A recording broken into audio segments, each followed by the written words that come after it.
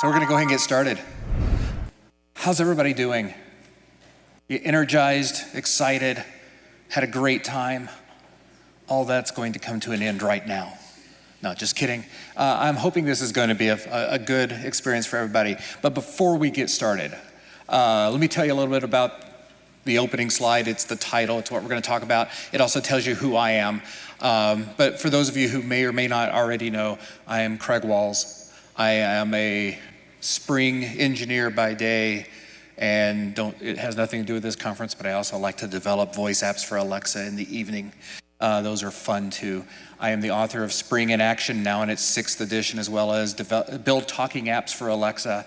As it pertains to this conference, I am also one of the developers on the team has an odd name, so I won't share that with you. But it's a team that has developed some components for both Tanzu application platform as well as Azure Spring Apps Enterprise. So if you've ever used or you plan on using the application configuration service that is available as an optional component in TAP or in ASAE, hey, I wrote a lot of that. That's a lot of my code.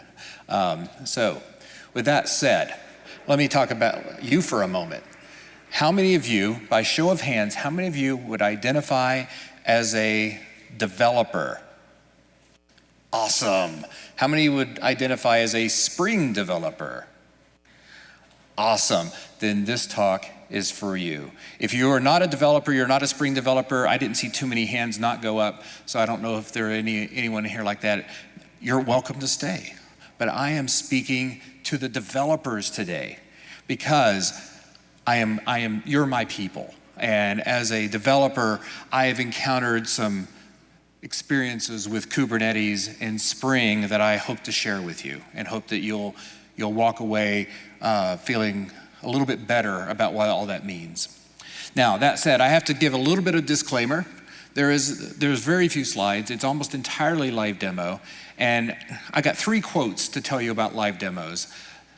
First off, in the words of Robert Burns, the best laid plans of mice and men often go awry.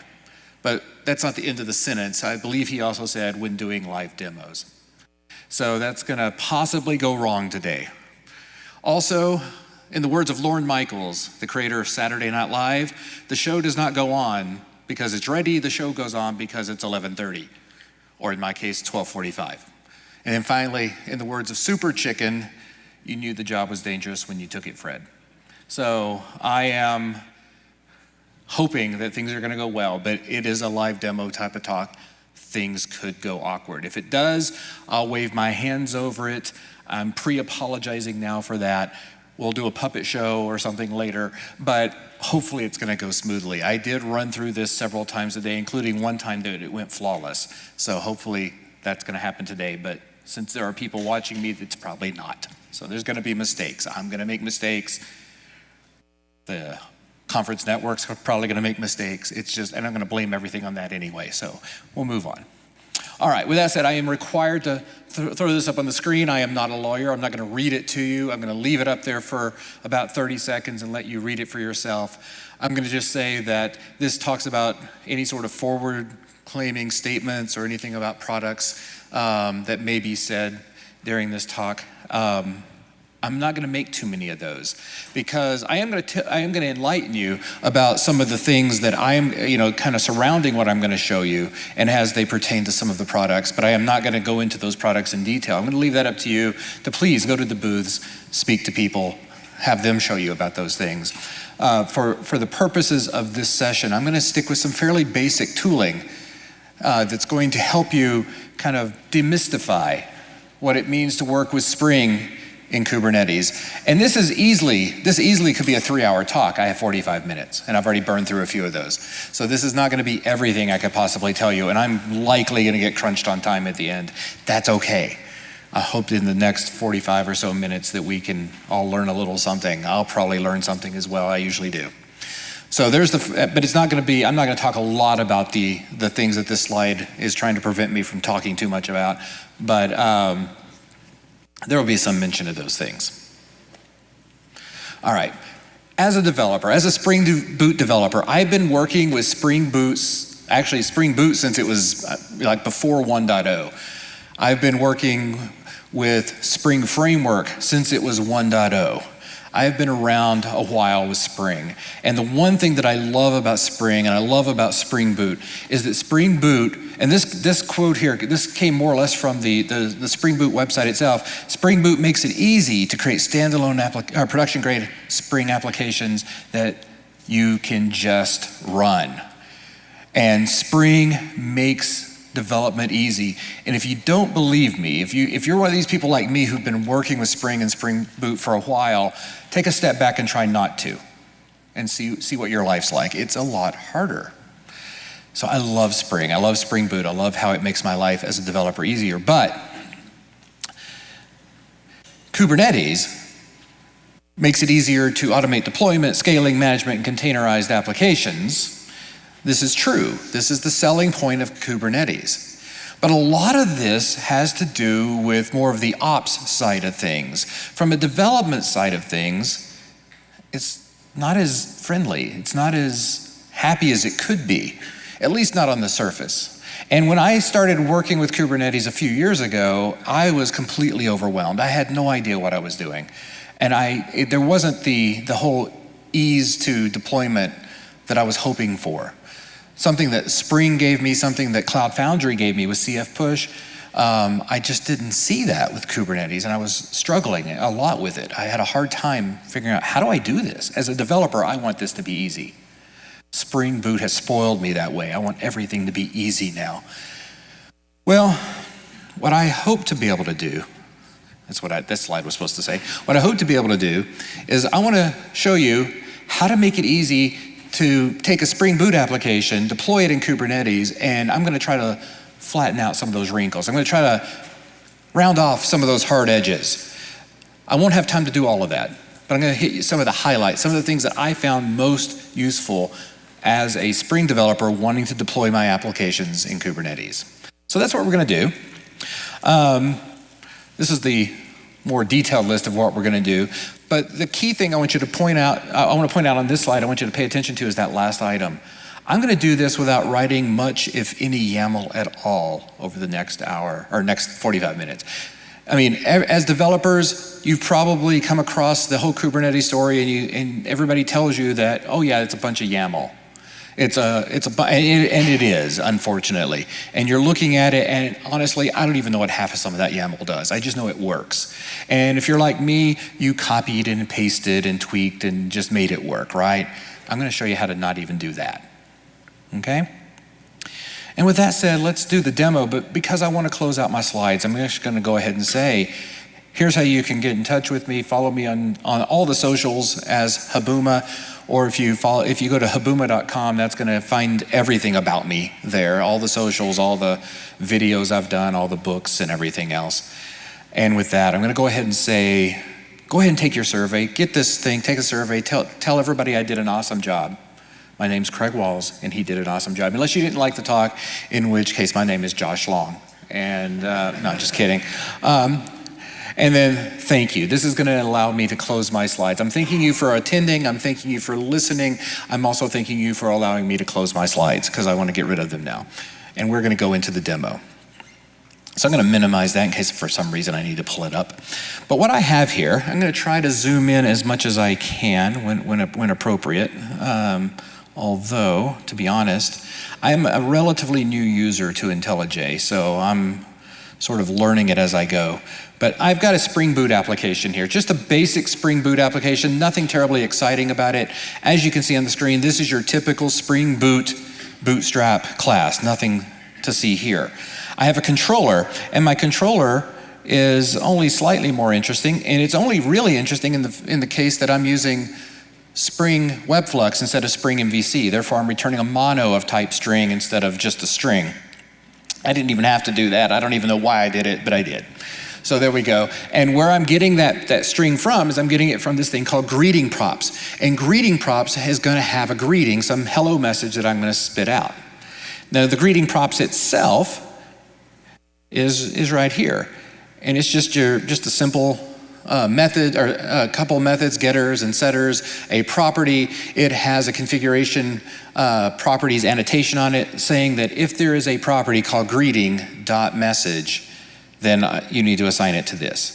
So if there is a property called greeting.message, that's going to be assigned here, it's going to be picked up by my controller, and it's going to be echoed out. Well, for default purposes, I do have that set. I'm not even sure I needed to do these things down there, but I never cleared them out, so ignore them. I have greeting.message is hello world. Now I'm going to change that, but not here. I'm going to make sure it's configured elsewhere when I deploy it. But for running it locally for development purposes, it's just going to say hello world, okay? All right, now I could deploy this. I could build this and I could run this like in Docker, or I could even run it in Kubernetes with a little bit more effort on my part. And the way you would do that, let me pull up a window here. By the way, I found that as I work with Kubernetes more, I have a lot of terminal windows open, lots of them. And I'm gonna have lots of them open before we're done here today, so don't be too surprised. I'm even gonna get lost in them at some point. But if I wanted to, I could build this, because I'm using Maven, I could build this with the Maven wrapper and say Spring Boot build image. And if I hit enter right now, I'm not going to build it this way right now, but this is the way that you might want to build it. And I would build it and it would create the image for me, and that's as simple as that. Containerizing your application with Spring Boot is as simple as Maven W, Spring Boot, build image, or if you were using Gradle, it's Gradle W, Spring Boot, or boot build image, I believe is what it is. I do these all by memory now, so I have to type them to make them work. I don't even remember them myself. It's sort of background thread stuff, but I think it's boot build image for Gradle. Nevertheless, I'm not going to build it this way right now, because if I did, my next step would be I would have to deploy that into, I'd have to push it out into like Docker Hub or some other Docker registry like Harbor, and I just don't want to mess with that in front of everybody today. And that's not something as a developer I'm going to be doing frequently as I'm developing and testing and trying stuff out, because that's just more friction. I want to do things faster. I want to get things done faster. And so what I'm going to do instead is I'm going to use a little tool called Scaffold. Now, I don't have Scaffold set up quite yet, but I'm about to. And the one thing, if you've never heard of Scaffold before, if you have, great. If you've never heard of Scaffold before, the first thing you should notice is that it's spelled with a K, which makes it perfectly Kubernetes compliant. Remember back in the day when Java first came out, everything started with a J? With Kubernetes, everything has to either have a K in it or has to be named after some nautical term, like helm or stern or something like that. Well, Scaffold starts with has a K in it, so it's perfectly Kubernetes compliant. But I'm not ready to run this yet, because if I run this, actually, I left some code laying around. Ignore that for a minute. If it's wanting to go use some Kubernetes YAML, so I need to go make sure that that's there. Ignore the fact that I had some laying around and didn't clean up after myself from the last time I ran this. I'm going to go add a dependency here. And the dependency I'm going to add is one called Kubernetes Spring Starter. It comes from a project called Decorate, which, as you'll notice, is also Kubernetes compliant with a K in its name. And what Decorate does is it's going to be, if I did nothing more than simply add this dependency to my build, I'm getting a lot of cool stuff. Let me show you what I get after I save it. I'm going to say Maven W, clean, and yeah, you don't necessarily have to do a clean, but I found with Decorate it's sort of helpful to make sure you have the latest and cleanest stuff out there. So I'm going to do that. I'm going to let it run for a second. It doesn't take long at all, because what's going to happen is as the packaging is running, as right now it's running test, it is going to do some really cool magic for me. There it is. It's ready to go. Let's go back over to IntelliJ and let's see what it gave me. If I go under Target, Classes, Meta-Inf, Decorate, you have in there a JSON file and a YAML file. Your choice. Most people go for the YAML file, but I guess you didn't, not a lot of people know you could use JSON when you do this stuff. But I'm going to open up that YAML file and take a look. Now, I didn't say there was not going to be any YAML. I just said I'm not going to write much YAML. Decorate gave me this YAML. Now this is all that YAML that I don't really understand what half of it does. I understand what some of it does, but I don't understand what all of it does. It doesn't matter. I didn't have to write it. That's the point. And now that I have that, I can do what I started to do a minute ago. I can do a scaffold init, I can have it generate it for me, and now you're gonna see me write the 2 lines of YAML that I am gonna write during this talk. And it's only because at this point, the build pack or the builder that Scaffold picks for me is the Google Cloud Runtime Builder, and it defaults to Java 11. Meanwhile, the latest version of Spring require Java 17 or higher.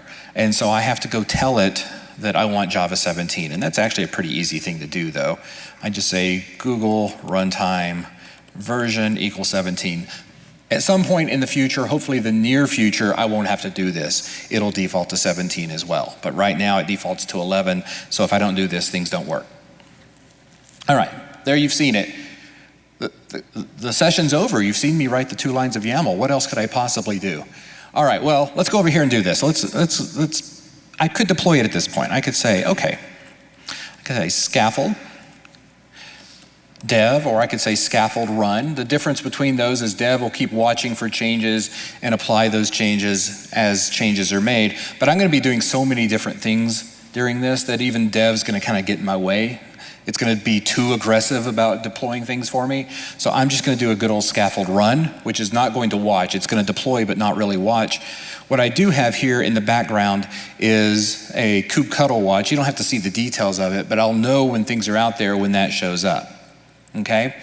Now, while we're waiting on that, because we're going to take a second or two for that to get going, while we're waiting for that, I'm going to tell you what the next trick in my bag of tricks is. We are going to need to configure that configuration. We're going to need to tell it what the message, what a greeting message we want to give to our application so it doesn't default to hello world. And in Kubernetes, there's a couple of good ways of doing that. Outside of Kubernetes, you may be familiar with Spring Cloud Config Server. And Spring Cloud Config Server is just, it's an HTTP server. It connects to some backend, such as a Git repository. My screen just went away. That's kind of awesome. What happened? Oh, there it is. It's back. Cool. It wasn't done anyway, so there's nothing to see. But Spring Cloud Config Server pulls its configuration from maybe a Git repository. It exposes it through an HTTP endpoint. Your application, when it starts up, goes and fetches that, adds it to the Spring application environment, and everything's good. That's good.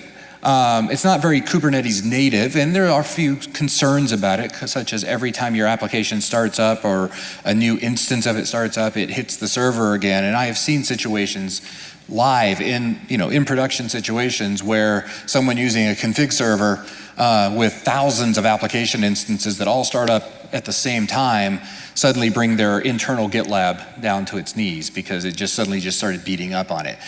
So we've had to come up with ways to kind of work around that to keep that from happening. But in a Kubernetes world, configuring your application comes down to really 2 things: config maps and secrets. And really the big difference between config maps and secrets is that secrets are more secret. They're base 64 encoded. Nobody's ever going to crack that, right? It's going to be fine. Now, there's more to it than that. I'm not going to go into the details of how secrets are more secret, but I'm going to just use config maps today because the hello world or whatever I replace it with is not really that sensitive. So config maps are a little easier to work with in that regard. I'm going to use a config map. But at the end of the day, pretty much everything I'm doing with a config map has a corresponding bit that will work with secrets. Okay? Well, now that that's running, I've also, full disclosure, things that could go wrong will go wrong. I've occasionally had this thing just restarting on me for no good reason. That's why you see that there's 0 ready and it's restarted twice. It eventually works, but for whatever reason, it's being weird because there's people watching me, is what it comes down to. But rather than try this out as it is, I could, I suppose. Let me see if I can give myself another window. In fact, I'm just going to give myself another tab. I have an alias. It's an alias for kubectl port forward, but it's called KPF. It's going to allow me to bind my local 8080 to the services 8080, and assuming it's running, which it doesn't seem to be at the moment, then if it were, I should be able to say curl localhost 8080/. Hello. Now I'm going to not hit that right now or it's going to break my port forward. But anyway, I'm going to leave that there ready to go when it is ready. what I want to do is I want to configure this with a config map, and I already have a config map, so I'll tell you what, let me give myself another window. Remember I said there was going to be a lot of windows? I'm keeping my promise. So here's another window, and I'm going to say K, which, by the way, if you're not familiar with what K is, it's the alias that everybody uses to mean kubectl, so you don't have to type kubectl all the time. So K get config maps, and I have a config map already in place called explore config. Let's take a look at it. And it has one property in there called greeting.message set to hello spring 1. So if what I'm about to do works, oh, I love how it told me deployment failed. It did that to me earlier today. It's awesome when things work. Yeah, what's it doing wrong? I told you things were going to go wrong. Let's just take a quick look, see if we can debug this.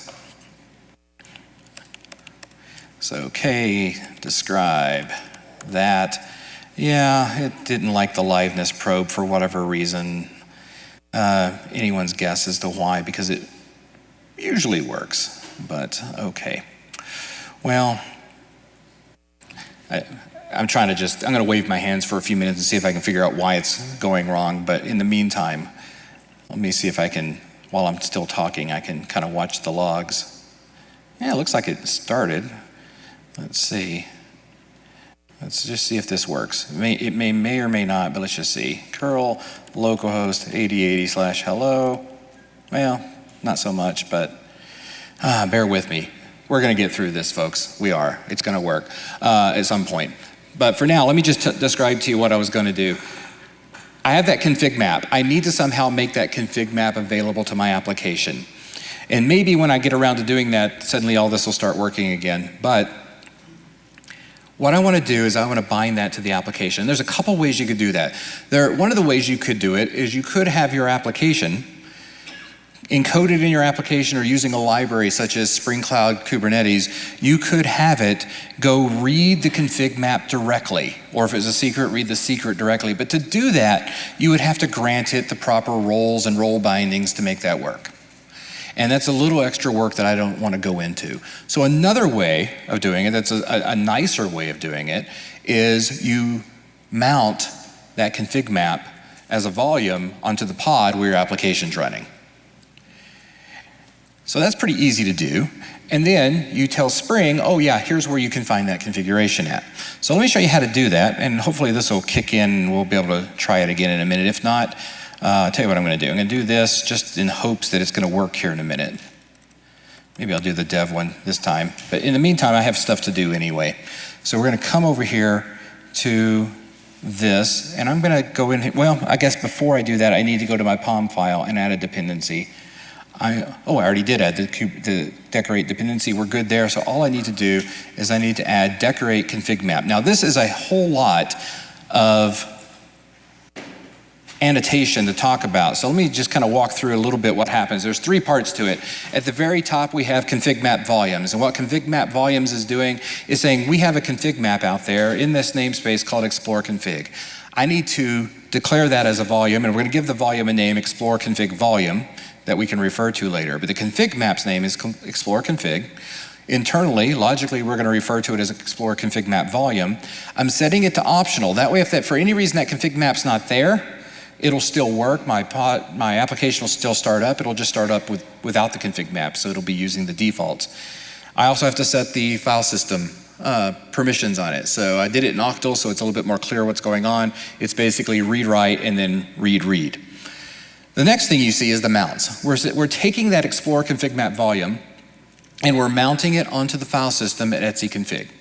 So when that pod starts up, I'm going to be able to, I can actually go in and look at it, SSH into it, and I can see that at etc config, there's going to be a file called greeting.message, and the contents of that file will be hello spring 1.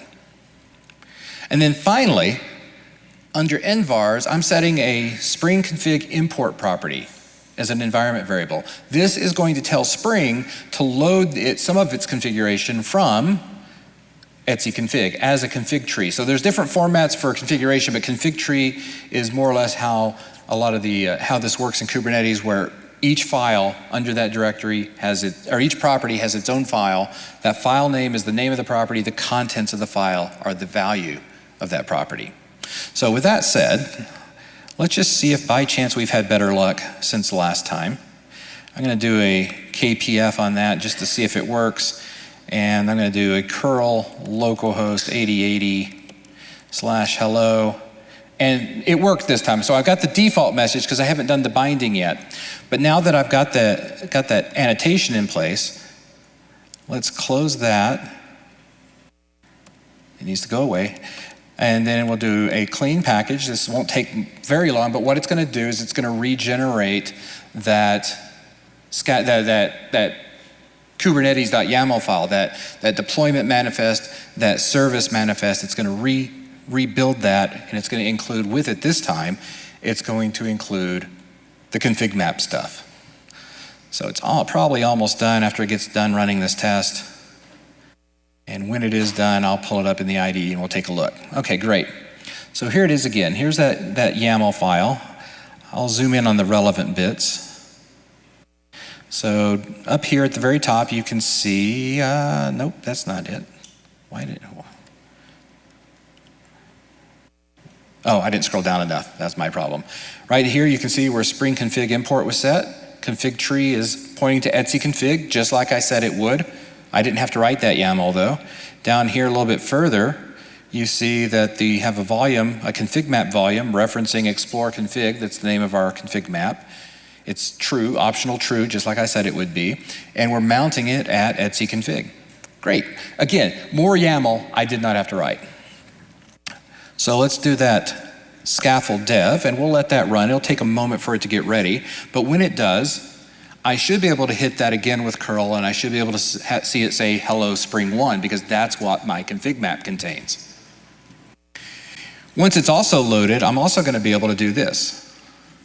I should be able to SSH into it. Now, I don't want to type the big long string of characters that make me kubectl SSH in, so I have an alias for that as well.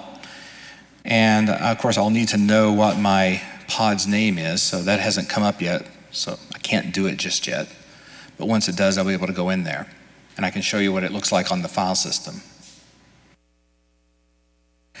Well, rather than have some dead space, let's talk about what my next move is, because we don't have a lot of time in here.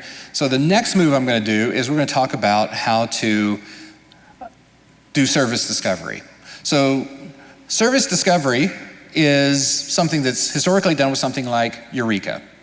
And in fact, if you've ever worked on Tanzu application service or any form of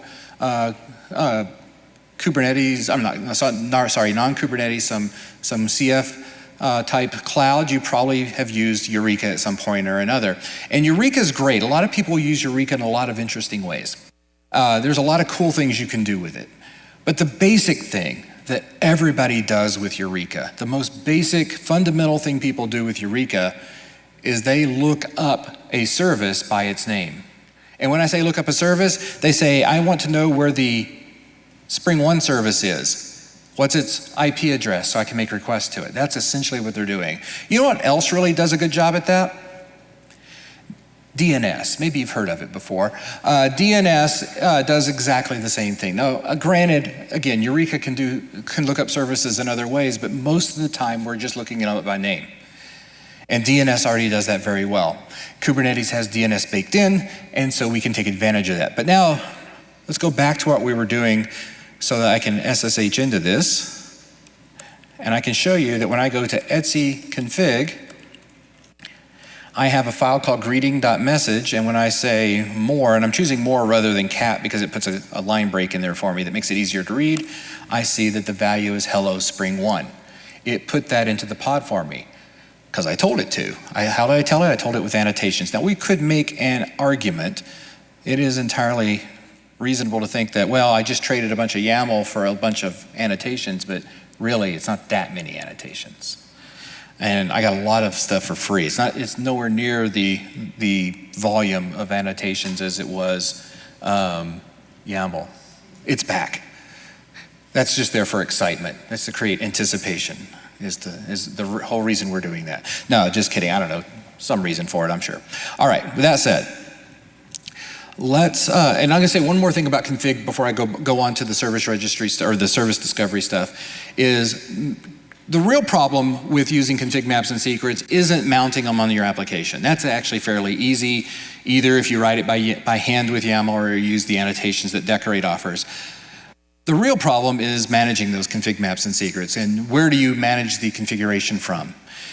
Historically, with config server, you would configure those in a Git repository and then load, serve them to your app. But how do you do that now with config maps and config servers? Well, as it turns out, we're on a project where I have developed such a solution.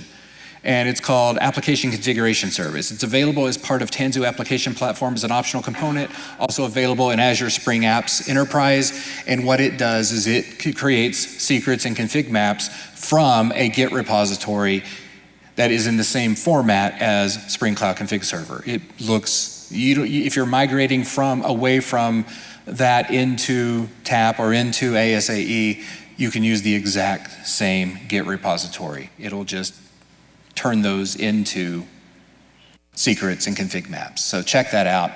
I'm sure there's people at the booth can tell you about it, or ask me in the hallway. I'll be happy to tell you all about it. But with that, let's talk about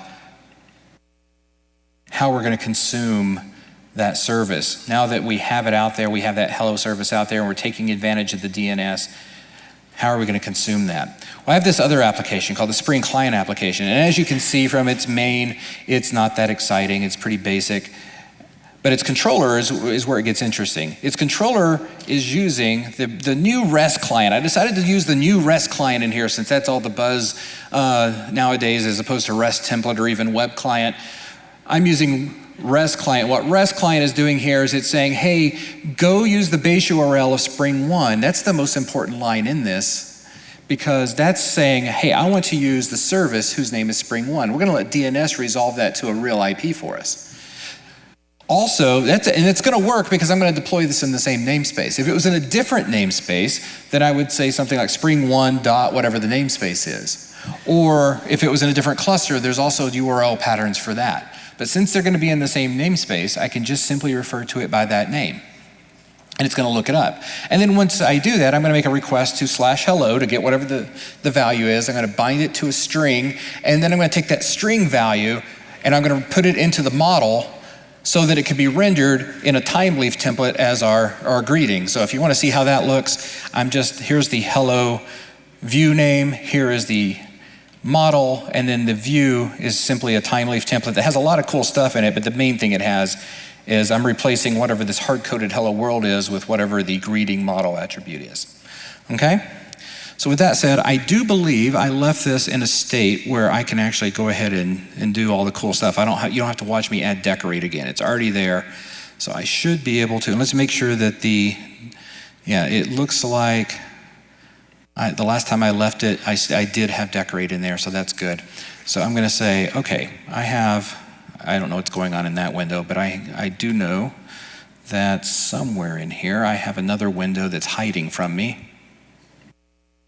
Down here. Sometimes when I present, I have two screens, and I can basically slide stuff I don't want to see on other screens, but here I just have to work with what I got.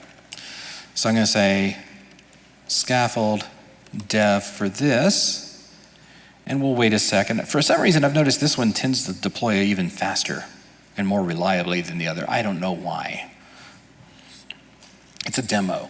I use scaffold every day on other things with no issue. I even did it on this demo at home and it's fine, but I come to a hotel in front of people and it just goes weird.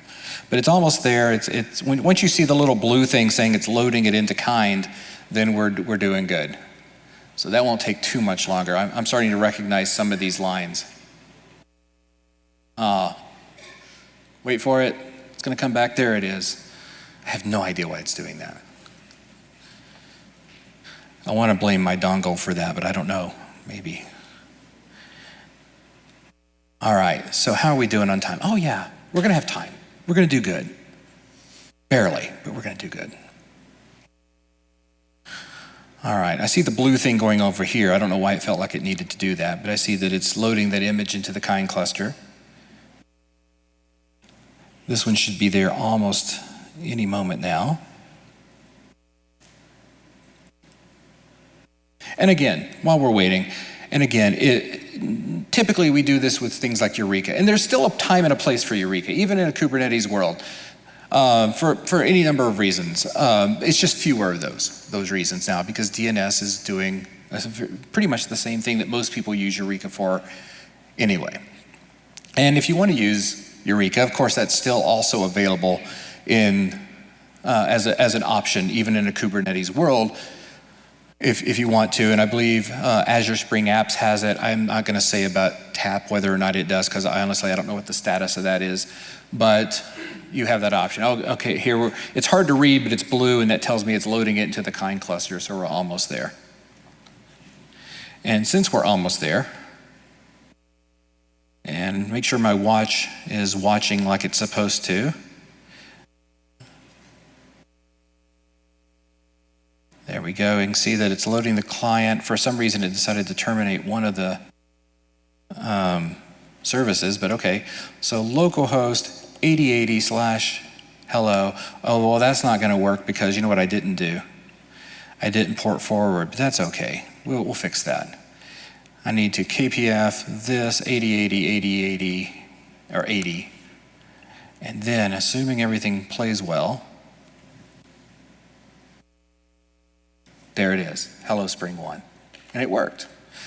That was what all that other noise was in that template, so it looked pretty.